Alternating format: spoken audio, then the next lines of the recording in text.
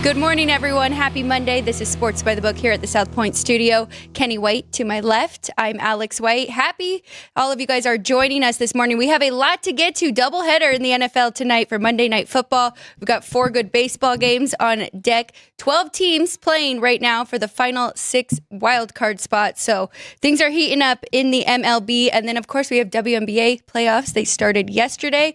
We'll talk a little bit about that and look ahead to some games tomorrow. And then in the middle of the hour, we are going to talk college football leading into week 5. We're going to give our breakdown. We're going to give our top 10s, let you know who is running the most, who's passing the most, pace of game, who underperformed, who overperformed, all that great stuff. So again, thank you so much for being with us here on Sports by the Book. Please subscribe to this YouTube channel. Our numbers are going up. We are very happy and pleased with that, so we appreciate you. And please comment. We want to hear from you guys. We want to engage with everybody who is watching us and supporting us. And then please follow us on all of our social media pages as well. Sports by the Book on Instagram. It is Sports by the Book LB. All right, that is enough from me for a full minute straight. Kenny White, how are you doing today? How was your weekend, betting-wise or just in general? Oh, good morning, Alex. Weekend was kind of, I guess, a mixed bag, I would say, winners, losers. It was a weekend of when I saw the score, I thought, oh, I kind of knew that. And I just made adjustments on those games. So I don't like to have to do that when you see the scores and go, oh, I knew that was going to happen. I lost that bet. And I felt like I did that on about 10 games yesterday. Yeah, NFL. Or from Sunday. And NFL was, I had more winners and losers than NFL, but my 3 biggest plays I went 1 and 2 on in the NFL. But I feel like I have a good feel for the NFL. I feel like the ratings are good, so I feel comfortable there. It was college that I had 10 games easily that I didn't like the outcome. When I saw it, I said, I've got to make adjustments on those teams. So that, we can talk about those later. I didn't make a list of those, but we are going to talk college football later in the show, especially when Chris Andrews and team puts their numbers out today. Today, we're going to try to get over and get a sheet and get the openers here at the South Point. Yes, looking forward to that. A couple big games on deck, including Georgia going to Alabama, both of them coming off of a bye week. So that is definitely the biggest game coming up here in week 5. With the NFL, it's really tough because it's so much more than just looking at your numbers and making the bets, whether there is value and you made them 2.5 points bigger favorite, right? It's so situational. And I think at least in that first month, because yesterday, the Broncos 0-2, beat up on Tampa Bay. Tampa Bay had all the defensive injuries. So that was a clear staring at you, stay away. Is that one of the games that you're thinking of as well? Yeah, that kind of, the NFL, like I said, is preseason. The first 2 weeks is preseason. Week 3 is not really removed that much from preseason. These guys are not in mid-season form yet. So you can almost just forget about the results, what you saw from the first 2 weeks, because it's these guys are not in 100% game shape. So 10-4 to the under so far. Great. Yes, if you like unders, that is a good way. But it's going to even out once they're. I ran the numbers from last year. Okay. NFL for turnover difference. This is all you have to do. All you have to do is predict who's going to win the turnover battle. And if you do, you're going to probably cover the spread. Last year, teams that won the turnover battle in the NFL against the point spread, 156, 54 losses, and 8 ties. That's 74%. It's the biggest factor of stats there is to predicting the point spread. But predicting turnovers in the NFL is almost impossible because you get tip passes, you get, guys that run bad routes, you get a guy that throws a bad pass, fumbles. Fumbles are crazy. It can happen.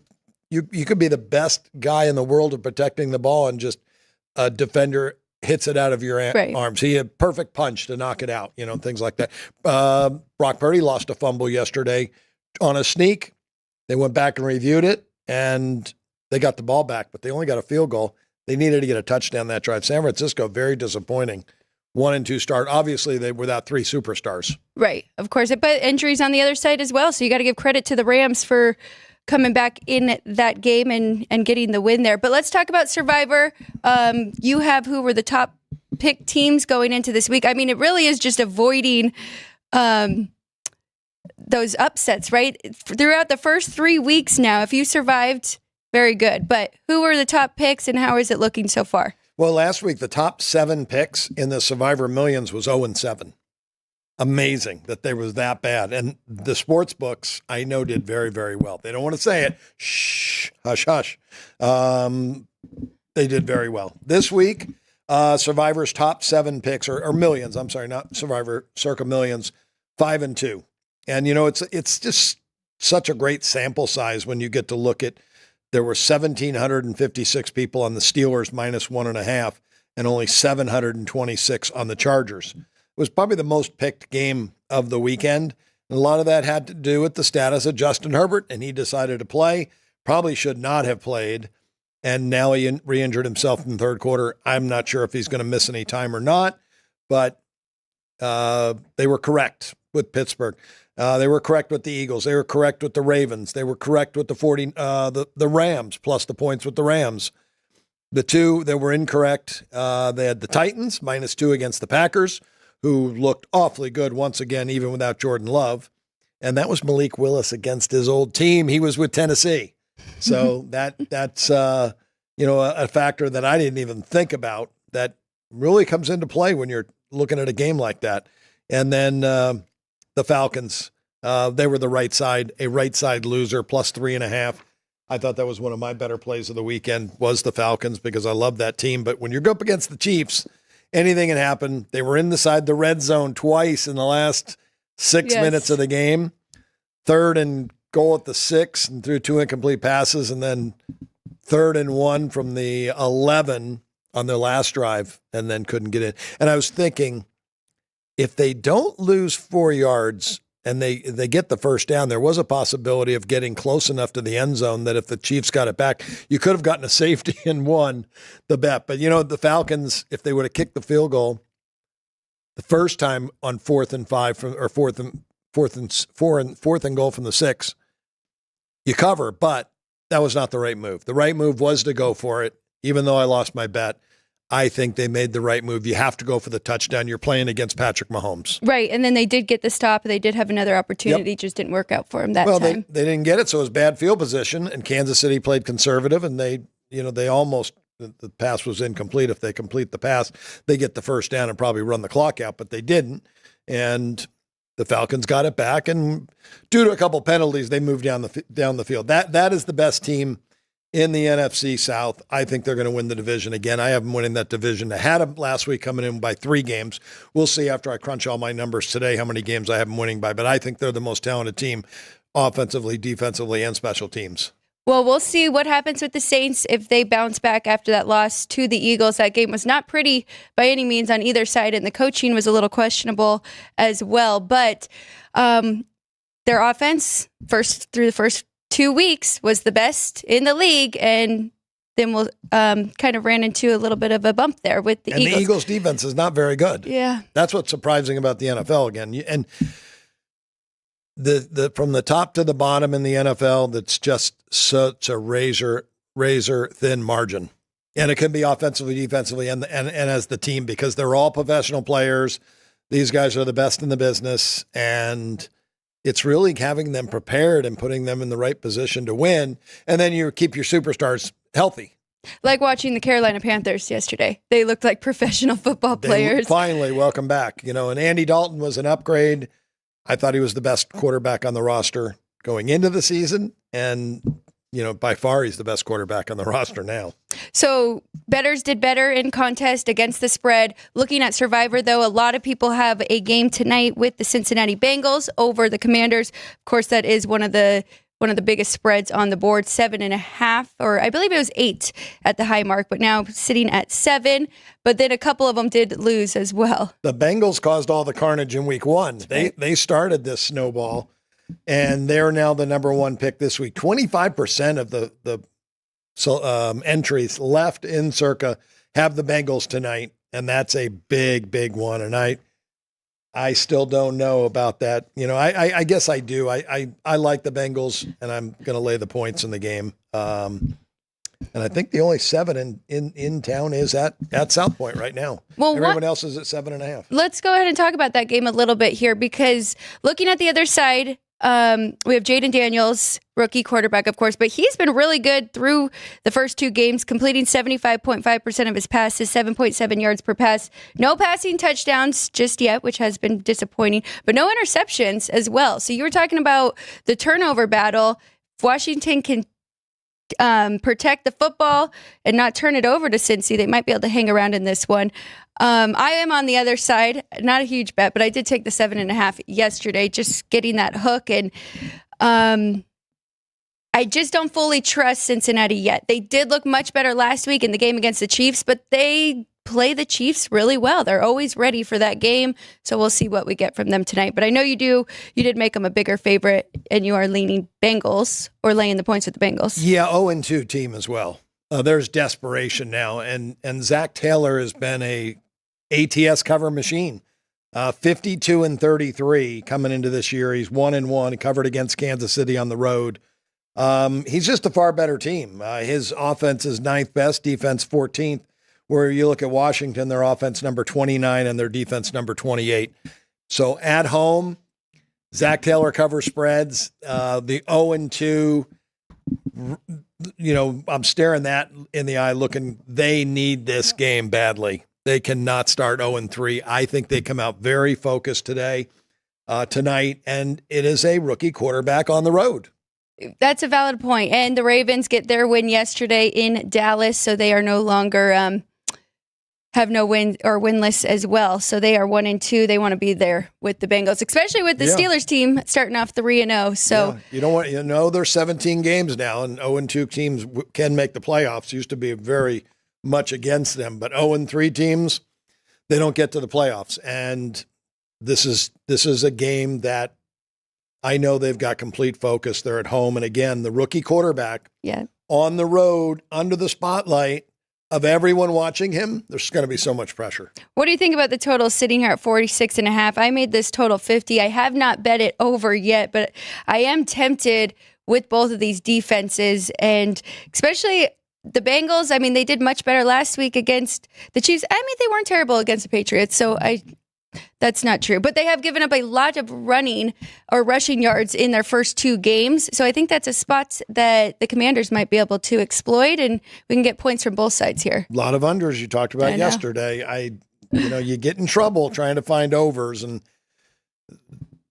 unders cash 3% more than overs do. Under.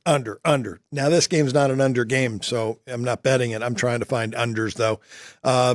Zach Taylor is 25-18 over at home in his career as the Bengals head coach.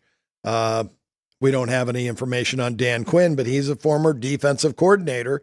Cliff Kingsbury is his quarterback, and they are, very aggressive on offense. And as you mentioned, Jaden Daniels, 75% completions, 7.7 yards a pass, and hasn't turned it over yet. Problem is his offensive line can't protect him, and he's been sacked 7 times. So, I think he struggles a little bit on the road. Looking at who Daniels has played so far, at Tampa, who's got a decent defense, and the Giants, who's got a weak defense. This is the best defense that he will have seen in his pro career tonight. So he's going to be up against it, I think, a little bit against this defense. And I'm Joe Burrow and company. I think you're going to see the best of them tonight. I don't know if I mentioned it. T. Higgins is back, so that will be a big boost for their offense as well. But let's look at the first game. We have another team who's trying to avoid that 0-3 start. That's the Jacksonville Jaguars going to Buffalo. The Bills, 2-0. We both had them a little bit underrated going into this year. Here at the South Point, Buffalo laying 5.5, total 46. It's been a rough start for Trevor Lawrence and company. In his first 2 games, he is completing 51% of his passes with just 1 passing touchdown. So not very characteristic of Trevor Lawrence and this offense, and they really need to get it going here, but they are trying to avoid an 0-3 start. Is that enough to take the points here with the Jags? Yeah, to me it is, Alex. You're right. That 0-2 start. Doug Peterson is a veteran head coach. He has improved Jacksonville, 18-16 in his first 2 years there. And Lawrence is an experienced quarterback now. He's in his 4th year, and you start to look at the numbers that he put up last year. 66% completion, 7 yards a pass. The touchdown ratio wasn't great last year, 21-14. The year before that, though, his sophomore year in the NFL, 25-8. And that's more what I expect him to be this year. He's thrown for over 4,000 yards the last 2 years. They like to throw it. They trust him. They're going to trust him in this game, and they know who they're up against. And the Bills, as you said, we may have had them overrated or underrated a little bit. But I think the general public has them overrated a little bit. So that's why we're seeing this big number. The number has come down. South Point opened 6. It's down to 5.5. I haven't bet the game, but I will if I find a 6 again, and I probably will. I think 6s will pop up later on in the afternoon. I think there'll be plenty of Bills money. I think the general public will be all over the Bills and Josh Allen. Well, a lot goes in, or who they have played should be taken into a consideration as well, right? So Buffalo started out against Arizona, who is improved from last year, but still not a top 15 team in the league. And then last week they took advantage, and they looked really good against the Dolphins before Tua even got hurt, but they play Miami really well. We knew that going into that Thursday night football game. So we'll see. We'll learn a lot about both of these teams in this game tonight. Nothing for me prop-wise. I know Greg might have sent you a prop or two that he was looking at. It was Commanders running back over in his receiving yards. He did like that one, and he did have an under too, because I know you like unders too, so we'll get those. Well, I think Travis Etienne has a big night tonight. I love the offensive line for Jacksonville, and I think you'd run against the Bills a little bit, and then their secondary is a little soft. If there's a weakness to the Buffalo, it's the secondary. They lost some really good players from the secondary. So, I just think it's a good night. It's the right spot for Jacksonville. 0-2 against a 2-0, and I believe the Bills are still a little overrated. So, but look at Travis Etienne. Got great speed, great breakaway speed, and I think that the game plan has to get him going. Get him going to free up, establish the run to set up the pass. All right. In tonight's game. So that's what I'm thinking. I'm with you. I'm gonna wait for a 6 as well, but I made this game 4.5. I think I'm okay still taking 5.5 here with the Jags. If we don't see it, we'll wait and see that. We're going to take a quick break. When we get back, we're going to dive into college football, give you all of our numbers leading up to week 5, and then we will get to MLB and WNBA. This is Sports by the Book. We'll be right back. South Point offers all the types of entertainment you'd expect at a first-class Las Vegas resort. Did you know our 400-seat showroom is one of Las Vegas's top destinations for live entertainment? Enjoy live performances by classic Vegas entertainers, bands, and today's hottest comedians, plus a rockin' dance floor.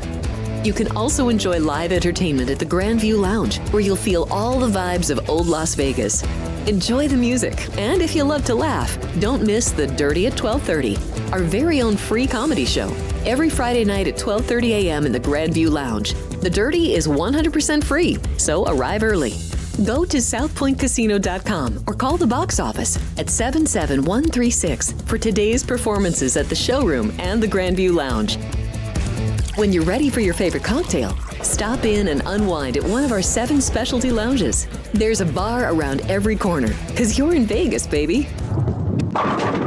South Point Casino has plenty of attractions for the whole family. Catch a movie. Our 16-screen movie theater includes 2 XD Extreme screens for the ultimate in viewing, sound, and luxury. After the show, treat the family to a variety of treats at our old-fashioned ice cream parlor, Kate's Corner. We scoop up a variety of creamy concoctions, including smoothies, hand-dipped cones, milkshakes, malts, sodas, and sundaes. At Kate's, there's something for everyone. And if you've still got time to spare, our bowling center might be right up your alley.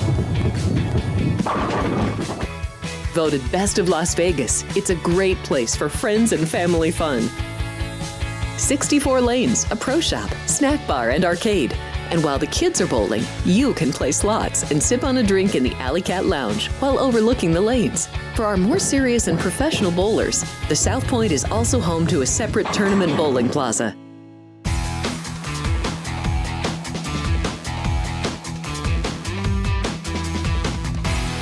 Here we go. A lot of NFL talk to start off our Monday show here. 2 games on the board tonight. Really looking forward to those. In this segment, though, we are going to dive into college football going into week 5. Again, this is Sports by the Book. Thank you all for joining us. I'm Alex White here, joined by Kenny White. Let's get into it. We're going to start with our top performers in college football from week 4. I'm going to have you start maybe 3 to 5 top performers based off of their power score. You know, the first one, and I'm glad these scores are they're not really that high. First couple weeks I had some teams in the 140s, and my average rating is 100 for a college football team, and that's counting the FCS because I do handicap all those teams. This team, number 1, was a team that I think we both bet against, and we won the game, was Southern California. They went up. They had a 132. Even though they lost the game to Michigan, they really dominated the second half. Their defense was amazing. So their performance rating was right up there, number 1 in college football. Miami of Florida, number 2 over South Florida. They handled business. Penn State, even though they played Kent State, they did pile it on 56 to nothing. BYU, great effort against Kansas State. They were a little lucky in the game. And then Tennessee, number 5. So those all, to me, when I started doing this performance rating at the beginning of the year, I like that. I like what I've seen out of those 5 teams this weekend. So you said they were a little lucky, but they won the turnover battle, right? And that is part of the game. So that's a little lucky. You can create turnovers, right? Your defense you can, but most are not created. Most turnovers are, guys said, you can't predict turnovers. So when turnovers happen, they're unpredictable and why they happened. So when you get turnovers your way, it's very fortunate. Like I said, when I watched the Oklahoma-Tennessee game, Oklahoma came out, their defense was great. They put pressure on Tennessee. They put pressure on the quarterback. And then Oklahoma gets the football. And they ran a couple plays, and they went from the 25 out to the 50 like nobody's business. Really showed great quickness, showed great blocking. The offensive line was leading the way. Then the quarterback drops back, Jackson Arnold, and he throws a pass into triple coverage, and it's intercepted. It was a bad decision on his part. There had to be somebody else open, but I think he had his eye on one receiver, thought that was the play. Tennessee knew exactly where he was going to go, and they were there in the right place at the right time. I think that one play turned the entire game. Jackson Arnold lost all of his confidence with that one throw because he was not good the rest of the first half, and then he got pulled. And they only lost by 10. It could have got worse than that, but we were hoping. Oklahoma came back. They started feeling it, and they started playing better. And a lot of people will say, oh, Tennessee stopped playing because they had such a big lead. No, they didn't quit playing. Their defense was still playing hard. Oklahoma started to figure things out, and their backup quarterback started to get confidence and move the team, and they were close. I think they missed 2 2-point conversions. You don't stop playing in a game like that against a team like Oklahoma. No, it's not like an FCS. And you're on the road. You know, you're on the road. I mean, you can play a little differently. You can change your style from playing a pressure defense to a prevent defense, which is ludicrous in my mind. I would never do that if I was a coach, but these guys do it. Well, I'm glad that we are both giving our top performers and underperformers because a little bit different. And I like that you still have some that didn't necessarily win the game, but you were still impressed by their play. Mine are all going to be if they won the game, and it's based off of my point spread, right? So number 1 on the list is Pittsburgh. I mean, they did play Youngstown, but they won 73-17. So just based off of how big of a difference that was from the favorite that I made them. South Alabama, number 2, big 48-14 win over App State. Next up, James Madison. That was a very impressive win over North Carolina, 70-50. I actually ended up taking the points and a little on the money line with James Madison just because North Carolina on their 3rd string quarterback, but I wasn't expecting that performance from them. Next up, BYU did make my list, which you brought up. Big win over Kansas State. And then Cincinnati shutout win over Houston, 34-0. So that is my top 5 right there from this week. You want to look at your... Most of those teams were in my top, top 30. Pittsburgh was number 6, and that was, I had Youngstown State. I thought that was going to be a play that they came to, Youngstown State. It's a Super Bowl for them. They're very close to Pittsburgh. They know what a big game it is. They're a really good football program. Pittsburgh's offense is just playing fast and furious, and they're good. They're fast. Their players are fast. They're quick. They got great quickness. So, I upgraded the rating there. I did have the game. I did bet that game over, and that was an easy win. So I broke even on that game. Most people didn't know that, but I didn't know the total at that point.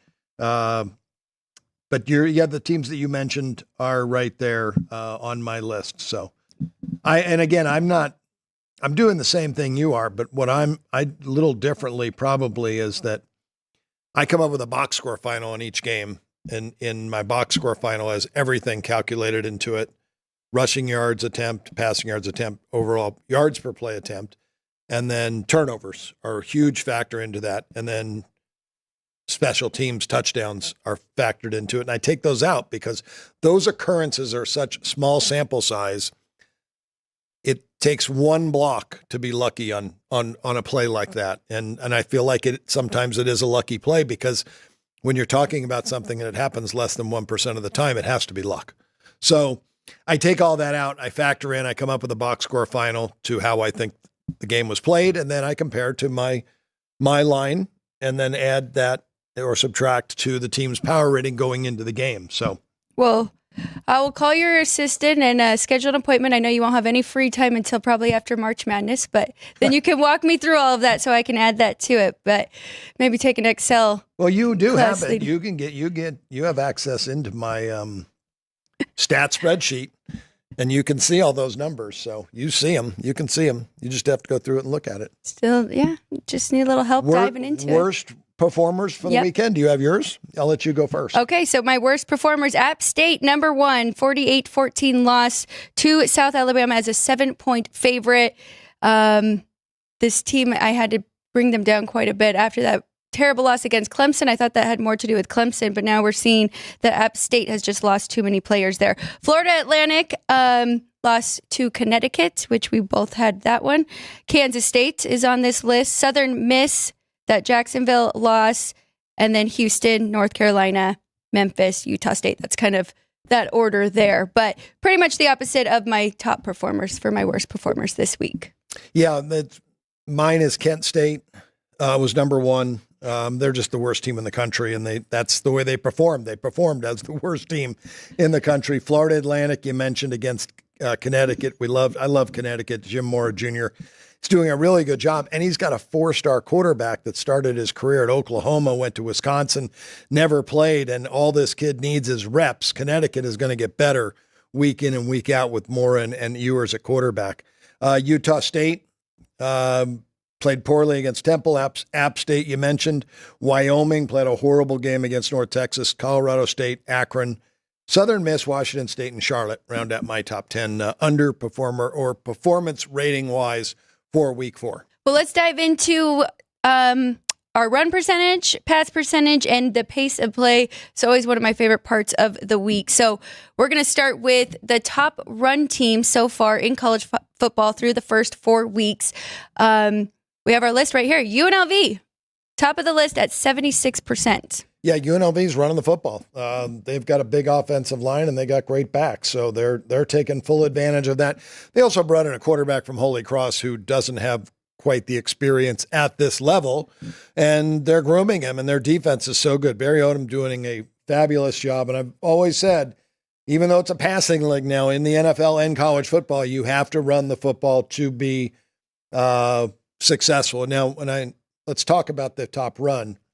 Folks, we took out the military academies. Okay. Because if we don't take those out, it's going to be Army, Navy, and Air Force every week as the top 3. They're 1, 2, and 3. We took those out because that's just a given. That's what they do. They run the ball. But UNLV, other than a military academy, number 1, Central Florida running the football. Boston College, very conservative, great defense, running the football. South Carolina, another team, and then Oregon State, another team that will run the football a lot. And you look on that list, Rutgers, very conservative football coach. Penn State, I guess, is the one big surprise because they do have the great quarterback and they can move the football through the air.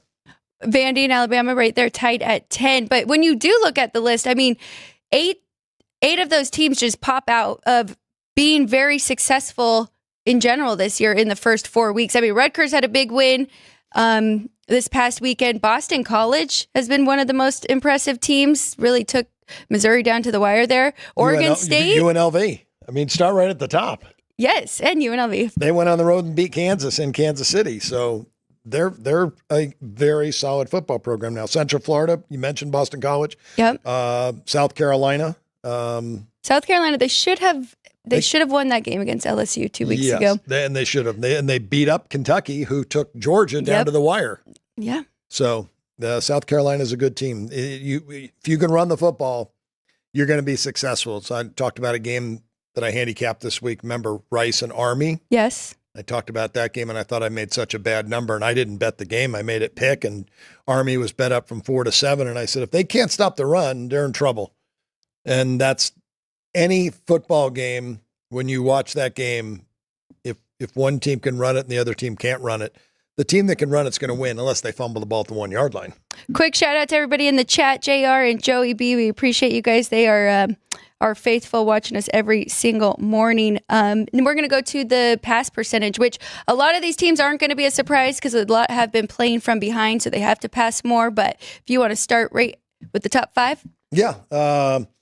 And you're right. Sometimes pass percentage comes into play because you are trailing. You do need to throw the ball. Syracuse, wow, how disappointing were they on Friday night? Stanford played great defensively. I guess Stanford was just very well prepared, but Syracuse throwing at 63%, Rice 63%. That's really not Rice's MO. It shouldn't be. I don't think they should be throwing the ball that many times per game. But again, they've been trailing. They played horribly against Houston, their biggest rival, and then they played bad this week against Army. Their head coach, Mike Bloomgren, is a Stanford guy, came from Stanford, O-line coach, associate head coach. He likes to run the football, power running game, conservative. So this is very out of the ordinary for Rice to throw the ball this much. USC, I can see that. Lincoln Riley. Hawaii, obviously Timmy Chang. Colorado with Shedeur Sanders and Dion. They have to throw it because they can't run it. Miami of Ohio got a very good quarterback. LSU loves to pass. They're number 7. Oklahoma State, another program that has always been built around the pass and high-flying offenses, even though they were not this week, will throw it. San Jose, really, that one's a shocker because that's Ken Niumatalolo. Was at Navy, knows the triple option, but he didn't bring the triple option there. And I believe he did bring in a coach. Niumatalolo did, to San Jose. That is a offensive guru type of guy that likes to throw the ball. So he changed his approach, brought in Craig Stutzman. Stutzman's a run and shoot air raid coach. Okay. So that was talked about, and I didn't really believe it because when coaches always go back to their grassroots, and that's Ken Niumatalolo's grassroots is Navy. He was there for 16 years as the head coach, and he was very successful with the triple option, but he is going with the air raid run and shoot offense now, and they're throwing it 60% of the time. TCU, we knew that. I was going to say, will you flip to TCU really quick with Sonny Dykes? Yep, that's Sonny Dykes, and he's another guy that is out of the TCU mold and SMU, and that's, the offense they run, up-tempo, throw the football all over the place. SMU, big win for us as well, taking the points. Chris Andrews, too, that was one of his top plays. They won 66-42. I wasn't really expecting that big of a difference there. TCU is... A lot of turnovers and a punt return for a touchdown. SMU early on, and I watched that game. I was going to bet some in-game or a halftime in that game, and we're on SMU, and they got such a big lead, I wasn't going to bet against them and throw money away, so there was really no opportunities to make an in-game bet or a halftime bet in that game, but I was glad that SMU did make plays. So you're looking to try and middle? You mean come back with TCU I wasn't really trying to middle. I wasn't. I mean, when you have a ticket in your pocket on SMU +3 and they're up 17-3, I mean, I had a feeling the other team could come back, and if I would have betted at that point on TCU to try to middle the game, I would have lost that bet, and then it would have broke even for the game. Right. When I got a winning ticket basically in my pocket that has an 80% chance to win, I don't want to throw that away. So that's always suggest when you are a middler, you really need to go into something and saying that's what I'm going to do is be a middler. If you're not a middler, you hate to throw away a good ticket when if you took 7.5 tonight with Washington. If this game went down to 6 and you said, well, I'm going to try to middle and lay the 6, you've got to remember you're the only person, or you're 7.5. You can't get that anymore. Right. Everybody can get -6, but only you have plus 7.5. So that's what you have to look at. When I have my ticket in my pocket or on my phone and my apps or my spreadsheet from my group that bets for me, when I look and I see +3, nobody can get +3 anymore on SMU and they're winning 17-3. You're laying points now. Yeah. So you don't want to get off a winner. Right. Well, let's go ahead and look at the pace of play really quick for these college football teams going into week 5. So we just did the top run heavy, top pass heavy. Now we're going to quickest pace of play.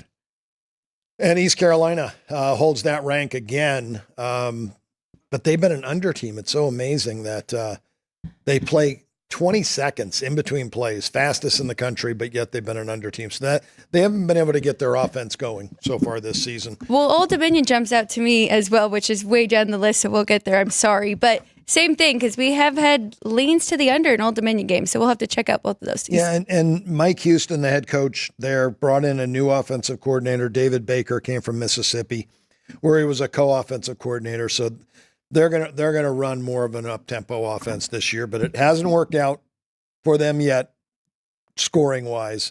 That offense could start to click at a certain point. We'll see if it does. Oklahoma State, we know Mike Gundy's always played fast.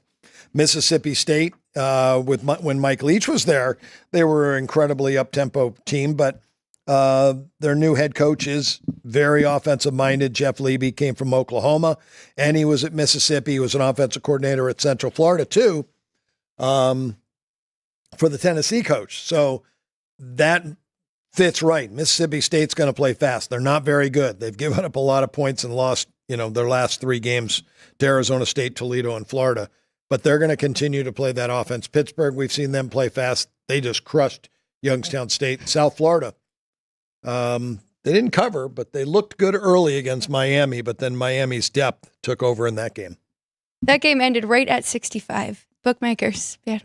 I did go over that one. I got 64.5, but contest I went 65, and it landed right there. But looking at the bottom 5 of our quickest, so I shouldn't really say bottom 5. So still in the top 10 of the quickest teams in college football right now. Ole Miss coming in at 6, Old Dominion 7, Wake Forest at 8, Auburn at 9, which I mean they are passing more and playing quick, but a couple games they have been they've fallen behind way more than they would like. And then Jacksonville State at 10.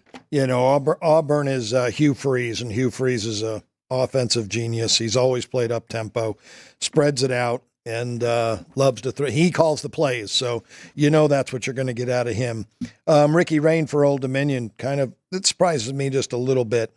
Never really thought of Old Dominion as a passing team, but that's what they've done so far. And the reason why they're playing fast is because they're behind. They were 0-3 to start the season. They were off this past week. They play at Bowling Green in a non-conference game next week, this weekend coming up. Well, let's take a look at the slow, methodical, the ones that want to run the ball, control the clock.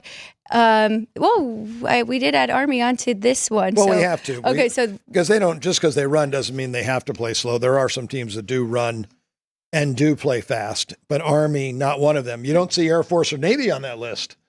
Right. So that's not teams that, they don't take their time when they, they just run their plays. But Army plays very, very slow. Jeff Monken is a great coach, and he does the best he can with the talent that he has. And, he's got a bunch of smart kids that play the game the right way. Louisville has played extremely slow, which is, kind of interesting.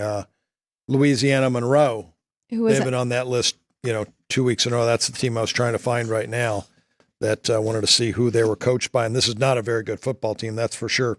This is Bryant Vincent. He was the offensive coordinator at New Mexico, and he was an offensive coordinator at UAB, and I do have him as offensive-minded, but nothing about playing slow, but we'll have to definitely add that. Michigan, all they do is run the football. They can't throw it. In Minnesota, PJ Fleck's team, he's always played at a methodical pace. Utah, that makes sense. Oregon State.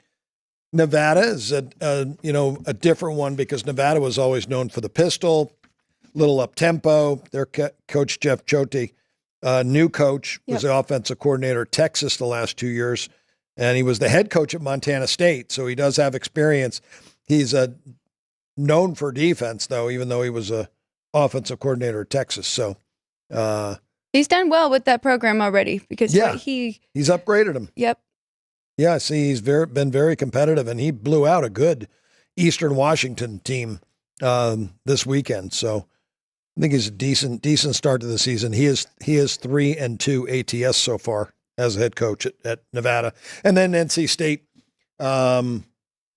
Obviously, as bad as they are, they're trying to shorten the game as much as they can. Kent State, same thing. One of the worst teams in college football. They play very, very slow. Well, and when you do have your second string or third string quarterback like NC State they haven't had Grayson McCall for a couple weeks now, does that impact, or you don't want to change your? I think it definitely impacts things. You don't want to change the style of play you have, but when you're missing a quarterback like Grayson McCall, that's such a big drop off that you're now playing a younger quarterback who's either a freshman or a redshirt freshman, CJ Bailey.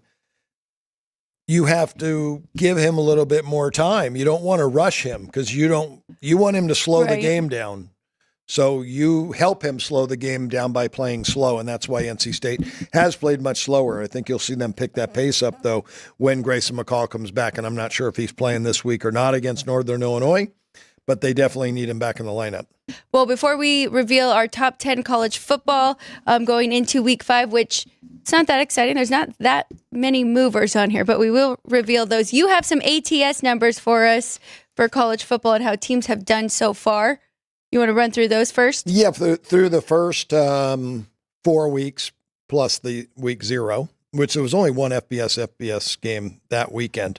I just took favorites of 3 or more. Okay. So anybody that was 0 to 2.5 or a half to 1 minus 1 to 2.5 was not taken in this survey. Favorites 3 or more, 90 and 97 ATS with 4 ties. So you are 48%. And I say it all the time. Underdogs. Favorites cover 48% of the time. Underdogs cover 51% of the time. And you tie 1%. So this year is right on the number, what you're going to get year in and year out. And over and unders,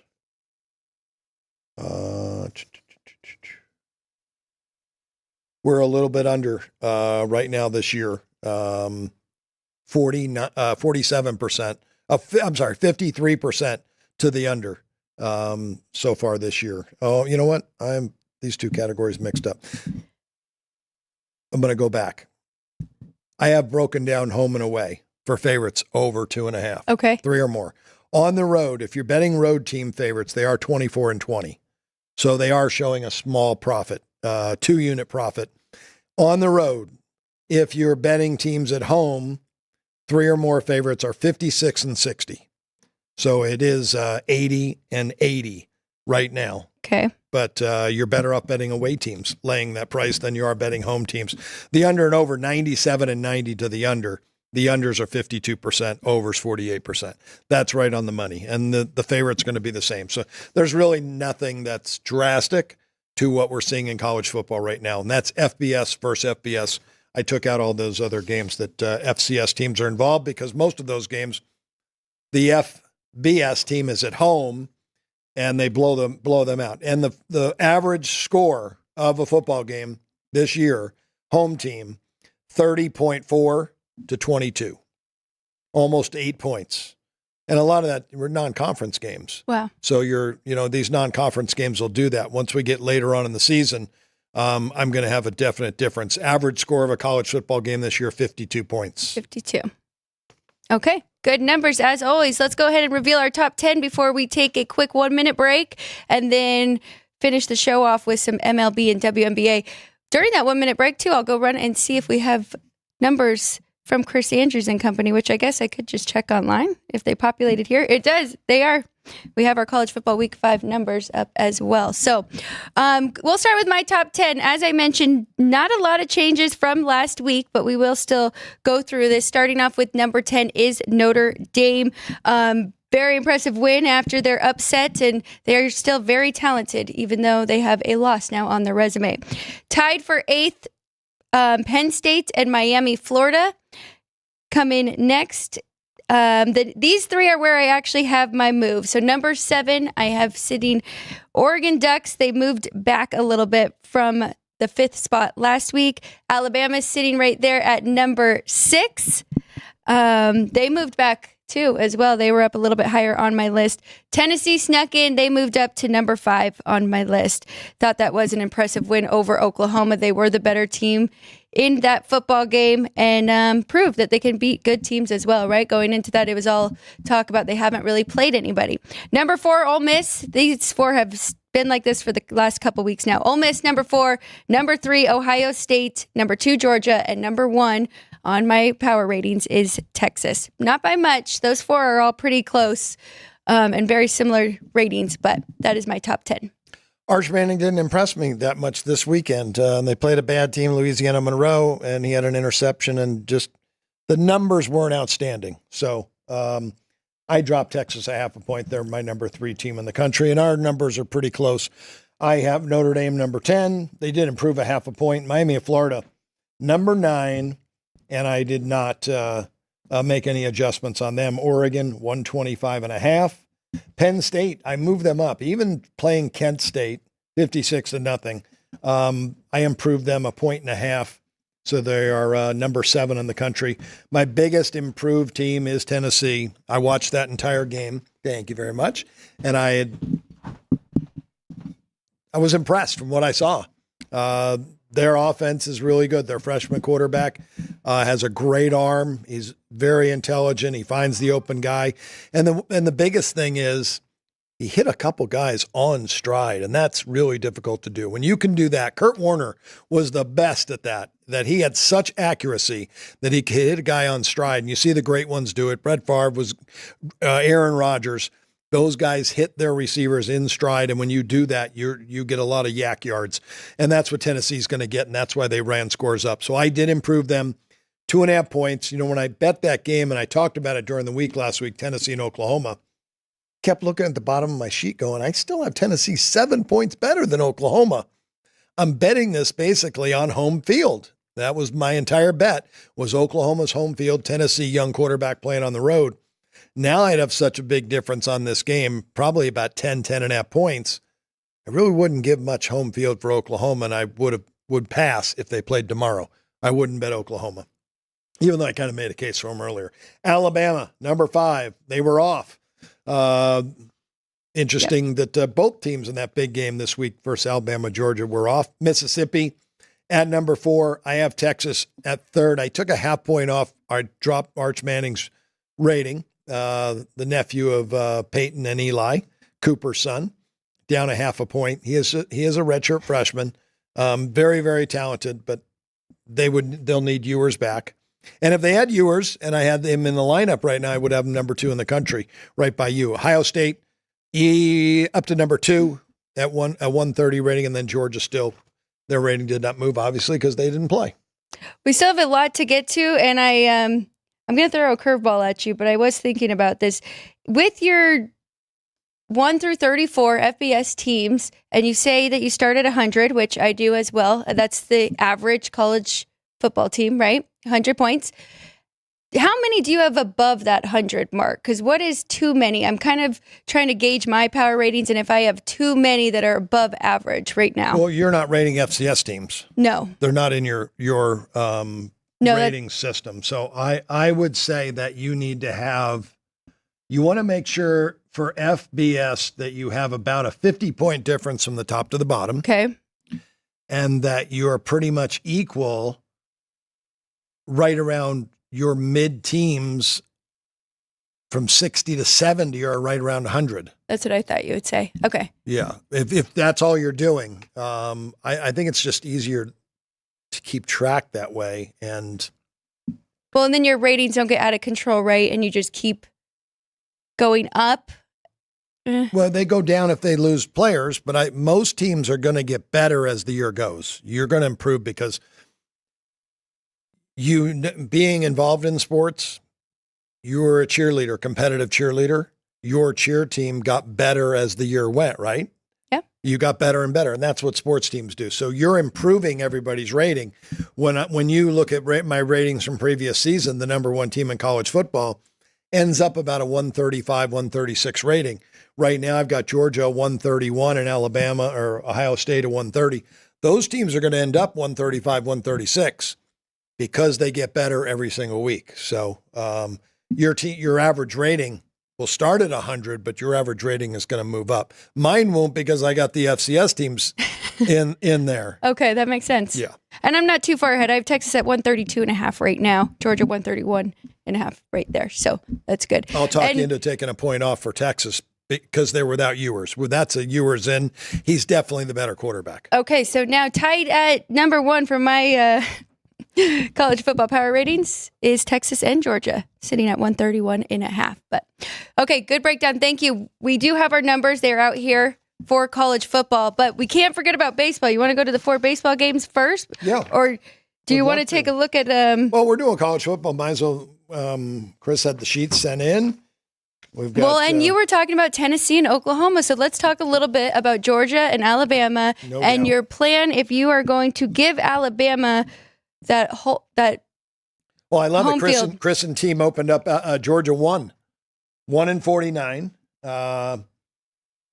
When the rest of the market was at 2, and that's what I love about Chris. And you know, he puts his opinion in the line. When you're a bookmaker, you're doing the job. You know, you don't want to be asleep at the wheel. And when you put your numbers up, you want to have an opinion. You're doing all the work, and that's what Chris Andrews and his team they do here at the South Point. And that's why you've got to get an account, get over here, bet their numbers because he's going to put an opinion in it, and you're going to get a chance to bet better numbers. If you like Georgia, this is the place to bet. It's the only -1 in the world. I think I like the other side, which is why, and Chris is leaning a little bit that way as well because Georgia is a 2-point favorite at most shops. But I'm going to wait on that one. I did make a couple college football bets already last night just based off of my numbers. I want to see if it moves in that direction, not a full unit size. But for this game, which I do have Alabama as the favorite, I'm going to wait till we get a money line price that pops up. But is this a game where we can't give Alabama full home field advantage going into this with Georgia? Georgia's the better team. What do I have, Georgia? I have 2.5 points.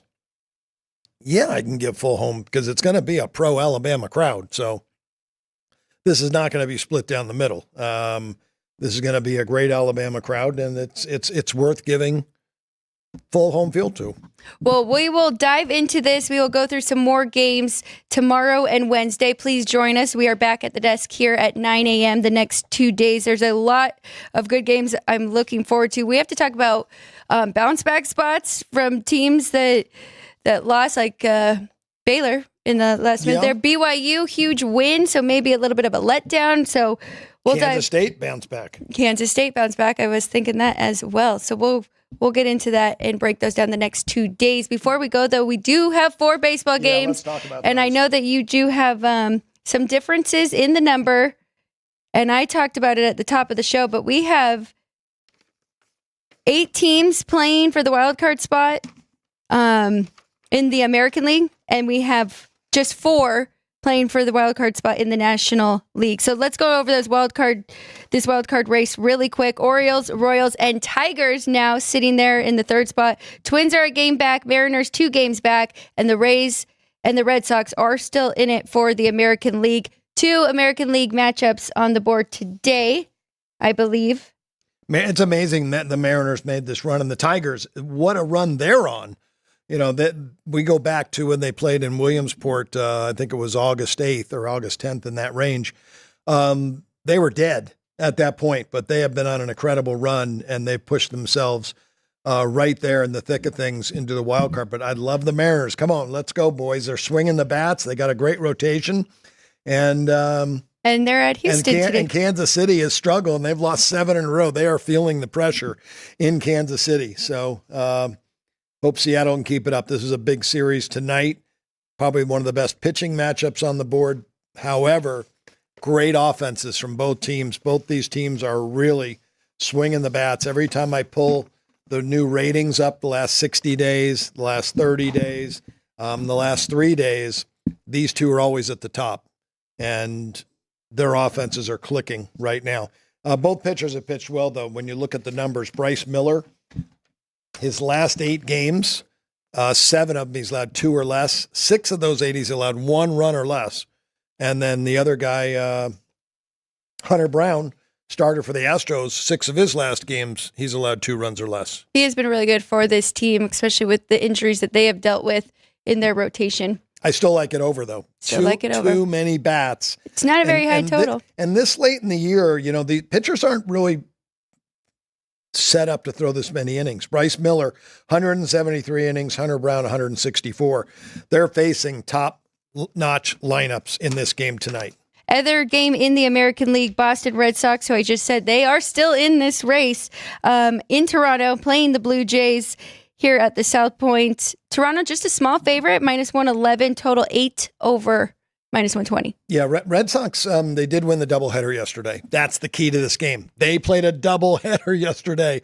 It was such a long day for them, and then they had to get on an airplane and fly to Toronto, and they're going to sleep in. They're probably not going to take BP tonight, which a lot of guys say that's a good thing.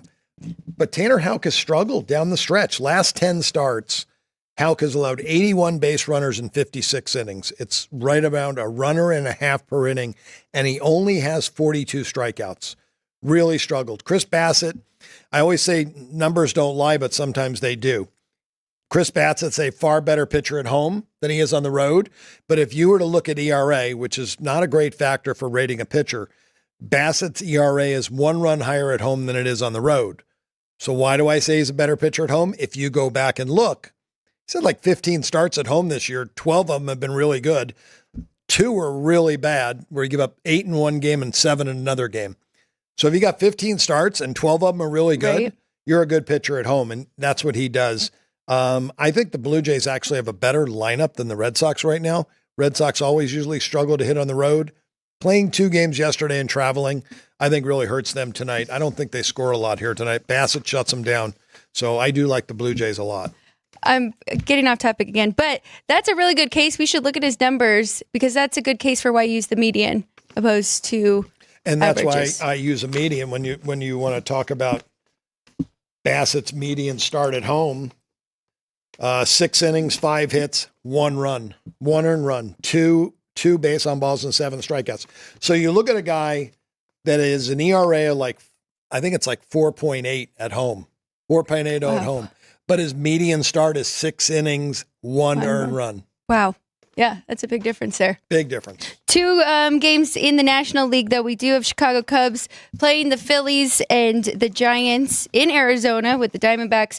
Cubs have been eliminated from that one, though. I did see that. So Phillies clinched that division, correct? Yeah, Cubs are eliminated, but they have nothing to play for, so they're just going to go out and play. They're starting an opener in Nate Pearson. He's been really good in his time up. Nola, I feel like I've watched him throw like 2 or 3 times here in the last month, and it's like he's playing keep away. He's not attacking hitters for some reason. The Cubs, I think, have a better lineup versus righties. The Phillies are great against left-handed pitchers. I didn't make this game that high, and Philadelphia is trying to clinch the division. It's like the hardest thing to do is to win that one game, and once they win that, and they've been playing great, though. The Phillies are playing great. But I think that there's value with the Cubs there. And then the Arizona game, I'll give you real quick. I like it over. Both Birdsong and Eduardo Rodriguez have struggled. The Diamondbacks still one of the hottest offensive teams in baseball over the last 75 days. They come up on top of my list every time I pull the numbers. They're just that good offensively. And they're right now tied with the Mets for the last wild card spot. It should be interesting to see what happens in the National League there with those wild card spots, but kind of pushing for the Mets. Hopefully they can sneak in there. But that's it for us. Tomorrow we will talk WNBA. We do have 2 playoff games. They are off today. Atlanta Dream and Liberty, and the Storm and the Aces return tomorrow. Liberty and Aces both win in that first game yesterday. We'll give our thoughts on that. The best player for Seattle didn't play last night because of a concussion, Megabor. Their center, and she's the rim protector, rebounder, scorer. That's a big loss for them. I thought the Aces were the right side, and I think the Aces are going to be the right side again in game 2. I think they get it done. And I mentioned last week, I think they're the best team in the W, and taking over $3 with them, you're not going to find that anymore. It's still a good, anything over plus 250, still a good play with the aces. Congratulations, Asia Wilson, MVP once again. Favorites were 3-1 yesterday, covering the spread in those playoff games, and totals 3-1 to the under. So something to keep an eye on. But before we get out of here, we have to go check in, talk with Ryan McCormick, because he has another great show coming up at noon. I'll let him tell you all about it. Yeah, so we will have more Alex White at noon today on @PunchlinesFN on YouTube. Oh, is that why she said it was going to be a great show? Exactly. She knew she was on? Yep. Oh, okay. Yep. We will be talking a little more baseball action, being that we are in the final two series of the year going into the to get into the postseason. We've got WNBA playoff action, game 2s tomorrow night. We've got stuff in the NFL and college football, looking at week 4 or week 3, depending on the sport, this past weekend, and some other fun stuff. So you got to come by @PunchlinesFN, separate YouTube page at noon today. Frank Nicotero, Alex White, and myself are going to have some fun. I'm excited to be on the show with them for their great show that I get to co-host twice a week. But they were off Friday. There was no punchlines, and I was disappointed. I was getting ready to listen. I was like, I wish I was on the show for the Shohei Ohtani stuff. Yeah. There was no show, so we get to talk about it a lot today. Exactly. And what he has done and just how incredible that is. Yep. What a great player. Yes, his accomplishments are amazing. What a great hitter he is. Yes, it's a lot of fun to watch. So we'll see what happens with them in the postseason. Hopefully, a good year for the Dodgers this year. But thank you, everybody, so much for joining us here at Sports by the Book. We are live from the South Point studio. Kenny White, Alex White. We are back the next 2 days at 9 a.m. You can continue watching the show throughout the whole week. Thursday will be Jeff Parles. Friday, Kenny White by himself remotely. And then Saturday and Sunday, Jeff and I are back at the desk to talk all college and NFL. Don't forget about our evening shows as well. We have one today, 3 p.m. Ryan McCormick, Jeff Parles get you ready for both NFL games, and then they are back Thursday, same time. That's it for us today. We appreciate you. Please subscribe. We'll see you guys all again tomorrow.